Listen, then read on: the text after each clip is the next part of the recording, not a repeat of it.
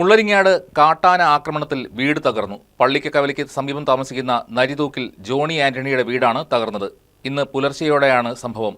വീടിന് സമീപത്തു നിന്നിരുന്ന കാട്ടുമരം ആന വീടിന് മുകളിലേക്ക് മറിച്ചിടുകയായിരുന്നു.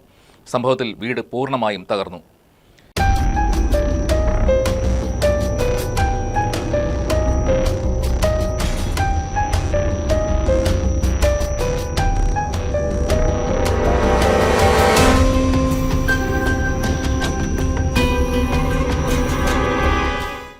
ഇതിനൊക്കെ തീരുമാനം ഉണ്ടാവും ഈ കാര്യത്തില്.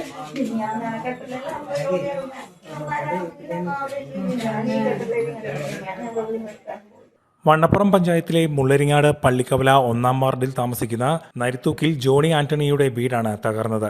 വനത്തിനോട് ചേർന്നാണ് ഇവർ താമസിച്ചിരുന്നത്.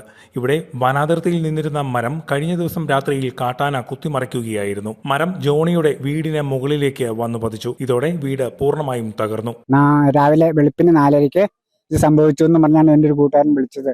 അവൻ കേട്ടതല്ല, ഈ ഒറ്റ കേട്ടോണ്ട് പറഞ്ഞു, ആന അവിടെ ഉണ്ട്, നീ വീട്ടിലേക്ക് വരരുത്, നീ അവിടെയാണെങ്കിൽ അവിടെ തന്നെ കിടന്നോളണം എന്ന് പറഞ്ഞു. അങ്ങനെയാണ് ഞാൻ അവിടെ തന്നെ ഒന്നുകൂടെ കിടന്നുറങ്ങി.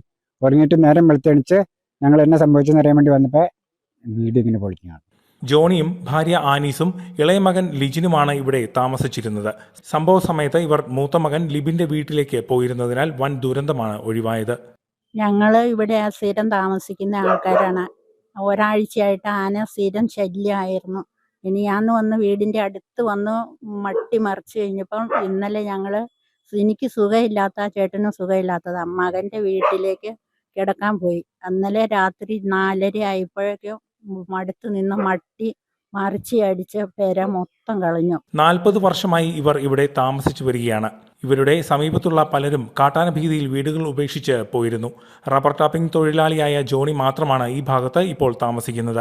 കുറച്ച് ദിവസങ്ങളായി ഇവിടെ ആനശല്യം രൂക്ഷമായിരുന്നു. ഇതിനാലാണ് ഇവർ മാറി താമസിച്ചത്. ആന മറിച്ചിട്ടിരിക്കുന്ന മരം അപകട സാധ്യത നിലനിൽക്കുന്നതിനാൽ മുറിച്ചു മാറ്റാൻ ആവശ്യപ്പെട്ടുകൊണ്ട് ജോണി ആന്റണി കഴിഞ്ഞ ഡിസംബർ മാസം അപേക്ഷ നൽകിയിരുന്നു. എന്നാൽ നടപടി ഒന്നും തന്നെ ഉണ്ടായില്ല. വനം വകുപ്പിന്റെ നേതൃത്വത്തിൽ നടക്കുന്ന കൺട്രോൾഡ് ബേണിംഗ് ആണ് കാട്ടാനകൾക്ക് പ്രകോപനം ഉണ്ടാക്കിയിരിക്കുന്നത് എന്ന് വണ്ണപ്പുറം പഞ്ചായത്ത് പ്രസിഡന്റ് ജോസഫ് അറക്കത്തോട്ടം പറയുന്നു. ഇപ്പൊ തന്നെ ഈ വീട്ടിലെ ആള് തൽക്കാലം ഒഴിഞ്ഞു മാറിയതുകൊണ്ട് മാത്രമാണ് കാഷ്വാലിറ്റി ഇല്ലാതെ വന്ന്. ഇല്ലാന്നുണ്ടെങ്കിൽ വളരെ വലിയ വിഷയമായി ഇത് മാറിയാണ്. വീട് പൂർണ്ണമായിട്ടും തകർന്നു പോയിരിക്കുകയാണ്.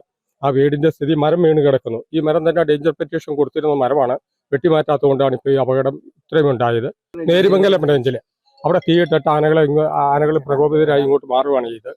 കോതമംഗലം DFO സംഭവ സ്ഥലം സന്ദർശിച്ച് ആവശ്യമായ നടപടികൾ കൈക്കൊള്ളുമെന്ന് ഉറപ്പു നൽകി. News desk KCB news.